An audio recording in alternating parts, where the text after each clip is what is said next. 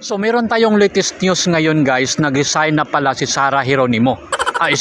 Si Sara Duterte.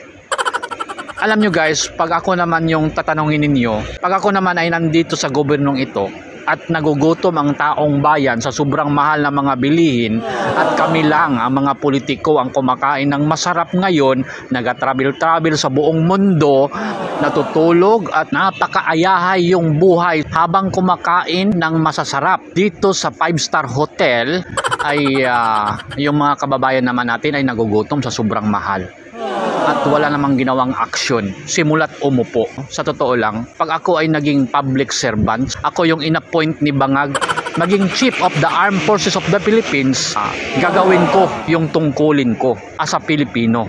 Mahal ko yung bayan natin, mahal natin yung Pilipinas. Alam natin na lahat ng mga ginagawa ngayon, nag-i-escalate ng gulo, na which is wala naman tayong karapatan at wala naman tayong sovereignty doon sa South China Sea. At inabando na natin yan kasi uninhabited nga yung ecosystem doon. Long time ago, noong pang 1940, hindi na control, wala nang pakialam ang Pilipinas. Mas may control pa doon yung Malaysia, Japan, Taiwan, Indonesia. Meron pa silang control doon after World War II doon sa South China Sea. Pero take over na yon sa China, sa mga Chinese. Alam nyo guys, no, sa totoo lang, there are 3 nation na most powerful ngayon. Yung Russia, China, and America. So nakikita natin na ginagawa lang tayong loko-loko at ginagawa tayong puppet sa mga malalaking nation. So bakit pa tayo magpapapit dito na wala naman tayong nakukuhang benefits at yung buhay ng mga Pilipino naging delikado? They are putting the lives of the people in jeopardy and danger dahil sa mga diktador na mga leader. Huwag po tayong magpatinag doon. Mahalin natin ang nation natin, mahalin natin yung bansa natin.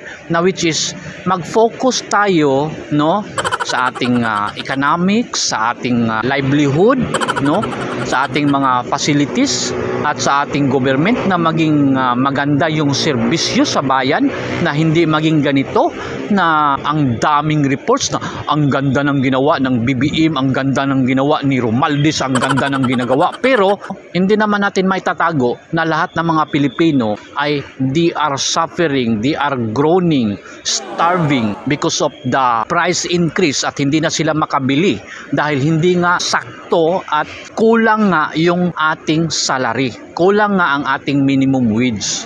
Na which is pataasan lang kahit 200, 300 dahil sobrang mahal na at hindi na makakain yung pamilya natin. How much more yung mga ordinary people na walang kakayahan at uneducated at unprofessional na nagtatrabaho lang sa mga ordinary factories. No? Yun po yung unahin natin para umasinso yung bansa natin.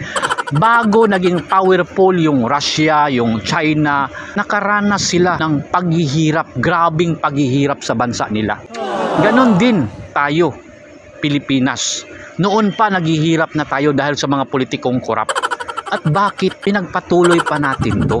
Yun lang ang tanong ko sa mga Pilipino. Naging surot kayo, naging kulto kayo sa mga politisyan na walang ginagawa.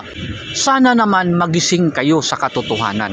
Na which is ang daming bagay na dapat baguhin yung mga sistema na hindi na mag-suffer ang mga Pilipino ngayon na grabe, sobrang mahal at sobrang mahal na mga services natin at hindi tama yung mga serbisyo ng ating government at hindi pantay, hindi fair sa ating mga Pilipino. Sana maging pantay kasi nga ibigay nila yung equity. Sila lang nakakain ng masarap, sila lang nga nakatravel kahit saan. Hindi naman na-crash yung airplane na sinasakyan nila, sana makarma na. O diba? Kawawang Pilipinas guys, tayo nga hindi nga tayo makabakasyon to our own original places na kung saan tayo pinanganak. Kawawang Pilipinas sa totoo lang. Sa ibang bansa, maganda yung government nila. Malaki yung sweldo kaya nakabakasyon pa sila sa Pilipinas. Tayo, Pilipino, naging ganito dahil naging surot, naging kulto sa mga politician na walang ginagawa.